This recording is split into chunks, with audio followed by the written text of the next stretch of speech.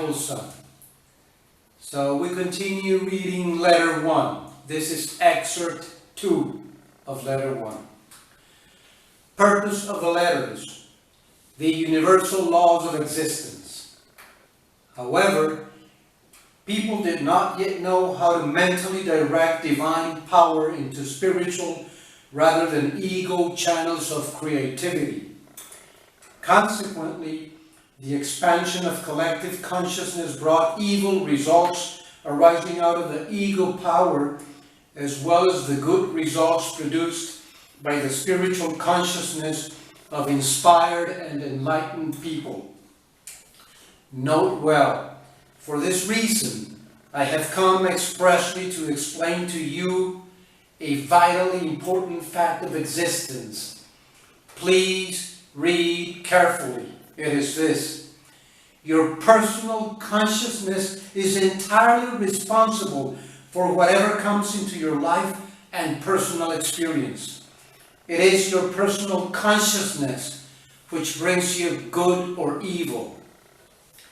In your subconscious, you bring through strongly imprinted but hidden recollections of past traumas and emotions of past life or lives, which can erupt and color your present consciousness.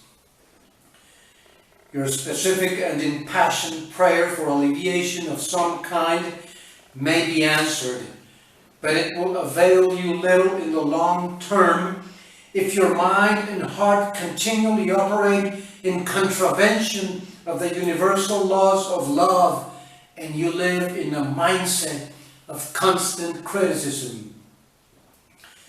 The universal laws of existence only relate to activities of consciousness and are exact and undeviating.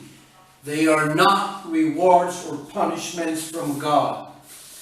I repeat, they are not punishment from God. They relate to the causative factor of consciousness, which attracts, magnetizes electrical particles that thus bond together and appear to the world as outer visible solid forms and experiences. Note well, sometimes people make powerfully prayerful contact with the divine reality behind and within all creation. It responds, and its activity is shortly revealed as necessary improvements within the personal and national life, and people may exclaim, "This is a miracle!" But in the long term, the state of the personal or national consciousness will again reassert itself in their experiences and will reproduce the same negative effects in health or affairs as they did previously. You cannot effect permanent changes in your lives unless you change your consciousness. Therefore, people must pray and strive at all times to achieve unconditional love. For in the 20th century, human mental abilities outstripped their spiritual development. Scientists thought they could explain away the origins of creation and ascribe them to accidents. As a direct result, people ditched morality and began to give way utterly to self-will. They set in motion a new momentum of menace in the world, for they began to create a new form of world ego consciousness directly in opposition to the nature of the divine unconditional love. The human consciousness blocked the inflow of the divine. Note well, the ever-increasing lurid imaginings of a few people, which would have been contained locally a century ago, now became a contagious mental infection, glorified in literature, films, theater, spreading worldwide, creating a global human consciousness similar to their own, expressed as sexual excesses, violence, and perversions.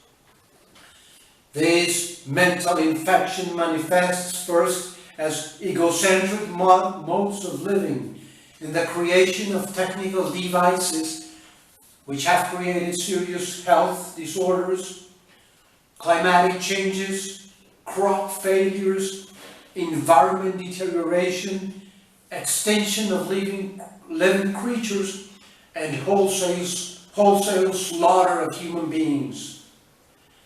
Mental infection manifests in the human personality as deranged and destructive behavior, drug-taking, abominable cruelty and depravity, gangster operations, and sexual excesses. Thus has a vicious circle of malignancy and perversions of thought and activities being created by entertainment and media magnates. The purpose: to capture egocentric public vested interest. Your TV and cinema screen has become the new Bible of human behavior. Personal tragedies unknown to humankind a century ago have become rife, and people live in fear of walking the streets. Households are barricaded behind high walls. Family and social problems are taken into regular public debate, and so the saga of human misery is perpetuated. This is the beast stalking your lands and feeding a miasma of beastliness in innocent minds. It will be perpetuated until my Christ knowledge is acknowledged, accepted, and lived by the majority of people on earth. Because this knowledge will show you how to get back on the true path of life in order to start creating the kind of lives you truly desire. Here the reading ends. Thanks so much for being here today with me. Please subscribe to my channel on YouTube and by clicking down here. And if you like this video, click likes. And please share it with your friends, with the people you know. Share this powerful knowledge. Thanks so much. I love you. Blessings to all.